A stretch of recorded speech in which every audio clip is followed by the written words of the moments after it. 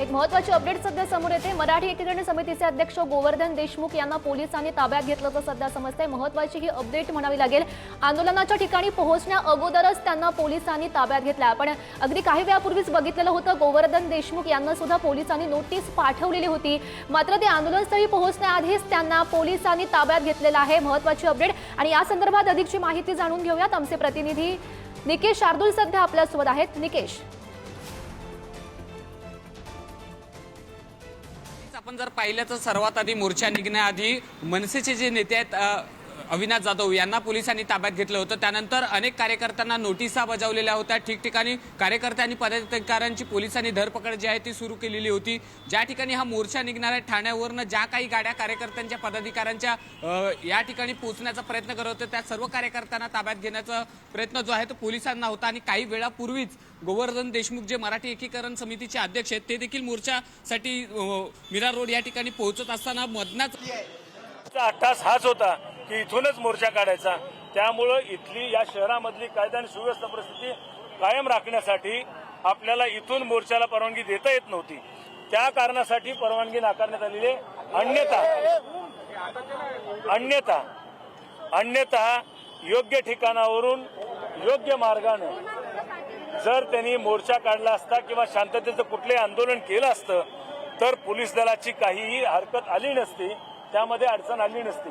परंतु जिथं घटना घडलेली आहे, ज्या भागामध्ये संवेदनशीलता आहे, त्याच भागातून त्याच ठिकाणावरून मोर्चा काढणं हे इथली कायदा आणि सुव्यवस्था परिस्थिती राखण्याच्या अनुषंगानं अयोग्य होतं। त्यामुळे परवानगी नाकारण्यात आलेली आहे, हे सगळ्यांनी समजून घ्यायला पाहिजे। आणि मी सगळ्यांना सांगतो की शांतताप्रिय आंदोलनाला आमची कुठलीही अडचण असणार नाहीये। परंतु आता कायदा आणि सुव्यवस्था राखली जाईल असं तुम्हाला म्हणायचंय ना? परवानगी नाकारल्यानंतर मी कायदा आणि सुव्यवस्था आहे असं वाटतंय का? नाही दिली असती तरी परिस्थिती ओढावली आंदोलन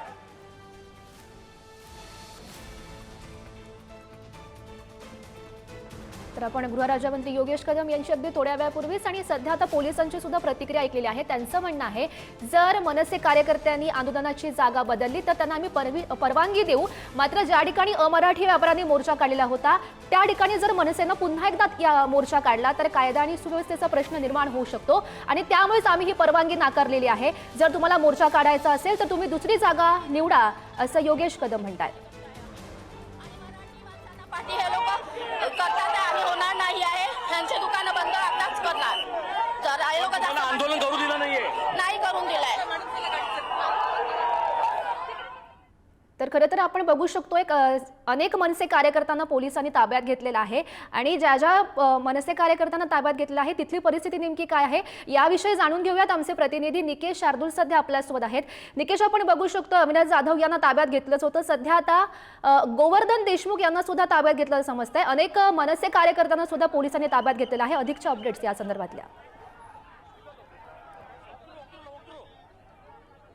नक्कीच अविनाश जाधव यांना पहाटे 3:30 वाजता जेव्हा पोलिसांनी ताब्यात घेतलं त्यानंतर अनेक पदाधिकारी कार्यकर्त्यांना पोलिसांकडनं नोटिसा ज्या आहेत त्या बजावण्यात आल्या होत्या। मात्र मनसेची जी मोर्चा काढण्याची भूमिका होती ती भूमिका ठाम असल्याने अनेक पदाधिकारी जे आहेत ते ठाणे मुंबईहून मीरा रोडच्या दिशेने जे काही कार्यकर्ते पदाधिकारी निघालेले होते त्यांना रस्त्यातच पोलिसांनी ताब्यात घेतलेलं आहे।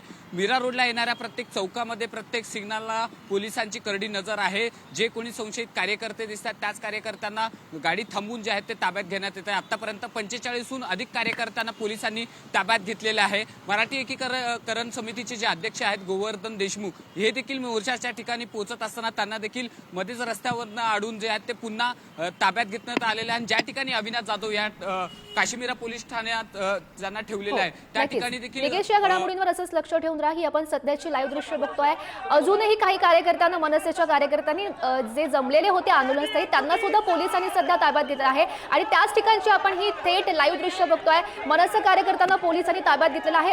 खरं तर हळूहळू जे काही मनसे कार्यकर्ते जमण्यास सुरुवात करतायत त्या प्रत्येकाला पोलीस अडवण्याचा प्रयत्न करतायत। कायदा आणि सुव्यवस्थेचा प्रश्न निर्माण होऊ नये म्हणून प्रत्येक कार्यकर्त्याला मनसेच्या पदाधिकाऱ्यांना त्यांना अडवण्याचा प्रयत्न केला जातो आणि त्यांना ताब्यात घेतलं जातं आणि त्या संदर्भातली आपण ही थेट लाईव्ह दृश्य बघतोय। खरं तर पोलिसांवर अनेक आरोपही केले जात आहेत। मराठी व्यापाऱ्यांना मोर्चासाठी परवानगी दिली तशी आम्हाला का नाही दिली परवानगी मागून सुद्धा असाही आरोप पोलिसांवर केला जातोय। सोबतच आमच्यावर दडपशाही सुरू आहे असाही आरोप मनसेच्या कार्यकर्त्यांनी केलेला आहे।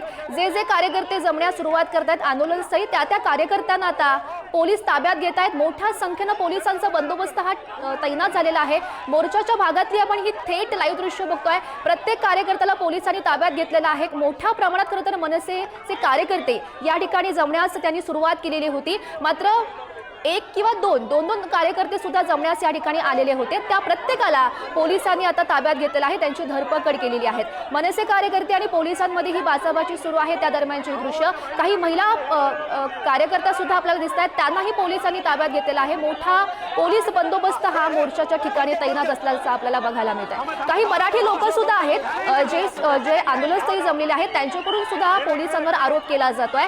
आणि ही मीरा भाईंदर मधली थेट लाईव्ह दृश्य आहेत, ज्या ठिकाणी अमराठी व्यापाऱ्यांनी मोर्चा काढलेला होता त्याच ठिकाणावरून आज खरं तर मनसे मोर्चा काढत होती। मात्र मोर्चा निघण्यापूर्वीच मनसेच्या कार्यकर्त्यांना आता पोलिसांनी ताब्यात घेतल्याचं बघायला मिळत आहे। आणि यावरच गृहराज्यमंत्री योगेश कदम यांचं म्हणणं होतं अमराठी लोकांनी त्या ठिकाणी मोर्चा काढलेला होता, त्यांनी परवानगी घेतली नव्हती आणि त्यांच्यावर गुन्हे दाखल झालेले आहेत। मात्र त्याच ठिकाणी जर मनसेनं मोर्चा काढला तर कायदा आणि सुव्यवस्थेचा प्रश्न निर्माण होऊ शकतो, म्हणून आम्ही परवानगी दिलेली नाही।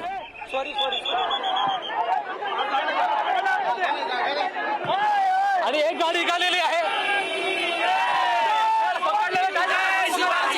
काय सांगाल तुम्ही आंदोलन करताना? हे मराठी माणसाचं सरकार नाहीये, हे मराठी माणसाचं सरकार नाहीये। आपण बघतोय मोठ्या प्रमाणावर आता आंदोलन सुरू झालं, तिकडे सुद्धा आपण बघू शकतो। तर आता त्या चौकवर ओम शांती चौक आहे, त्या चौकवर खऱ्या अर्थानं आता आंदोलन सुरू झालेलं आहे मोठ्या प्रमाणावर। लोकांनी आता आक्रमक पवित्रा घेतला आहे असं दिसून येत आहे। मीरा रोडचा हा चौक, त्या चौकवर आता लोकांना आपण बघतो त्याला धरपकड करताना दिसत आहेत। त्या चौकवर आंदोलन केलं तरी बाबासाहेब आंबेडकरांचं धरपकड होताना दिसतं, आंदोलन करायला दिलं। हे जाणीवपूर्वक हे भारतीय जनता पार्टीचं सरकार, महाराष्ट्राचं सरकार जाणीवपूर्वक मराठी माणसाचा आवाज दाबण्याचा प्रयत्न करत आहे। बरोबर दाखवावं। महाराष्ट्राचा आवाज दाबत आहेत, मराठी माणसाचा आवाज दाबत आहेत। हे आलेला इथला सर्व माणूस कष्टकरी आहे, बहुजन आहे, इथला मजूर आहे, इथला कामगार आहे, व्यापारी आहे, सर्व मराठी बांधव, सर्व समाजातली लोक इथे एकत्र आलेले आहेत। तरी जाणीवपूर्वक इथे महाराष्ट्र शासन पोलिसांना समोर करून मराठी माणसाचा आवाज दाबण्याचा प्रयत्न करत आहे। तर महाराष्ट्रामधले प्रत्येक मराठी माणूस हा कधी थांबणार नाही। यांनी किती नोटिसा द्याव्या, किती काही प्रयत्न करावं, कुठेही आम्ही थांबणार नाही। पण आमचं आंदोलन चालू ह्याच्यामुळे ते निर्माण झालं। मोर्चा निघाला त्याचं निवेदन होतं का तुमच्या गावात? नव्हतं, अचानक मोर्चा निघाला। आज हे निवेदन देऊन यांनी आमचं निवेदन पास केलं नाही। हे पोलिसांचा आणि देवेंद्र फडणवीसचा धिक्कार असो, आमच्यासाठी मराठी माणसाकडून पर्यटनचा धिक्कार असो। बघू शकता आता या चौक जो आहे त्या चौकवर खऱ्या अर्थाने ही सगळी लोक जमा झालेली दिसतात। आपल्याला ते चित्र आता आपल्याला निर्माण होताना दिसत आहे। अनेक लोकांची धरपकड आता सुरू झालेली आहे। इकडचं चित्र जे आहे, इकडे माईक सुद्धा लावण्यात आला होता, मात्र आता ओम शांती जो चौक आहे, जो मेन सर्कल आहे, तो आता आपण दाखवू शकतो। तिकडे आता पोलिसांची सिक्युरिटी आलेली आहे सेंटरला आणि कुठे कुठे तिकडे आज अनेक लोक जे सर्वसामान्य आंदोलनकर्ते होते ते आता इकडे होते। मात्र या सगळ्यानुसार आम्हाला आंदोलन करण्याला का परवानगी नाही, हा सगळ्यात मोठा प्रश्न उभा राहतोय। तुम्ही चित्र बघू शकता मीरा रोडचं जे आहे ते आताच्या घटनेला अनेक लोकांची धरपकड इकडे झालेली आहे, अनेक कार्यकर्त्यांना इकडे आता ताब्यात घेण्यात आलं आहे। पण आम्हाला परवानगी का नाही असा प्रश्नचिन्ह अनेक कार्यकर्त्यांनी इकडे विचारताना दिसले आहे।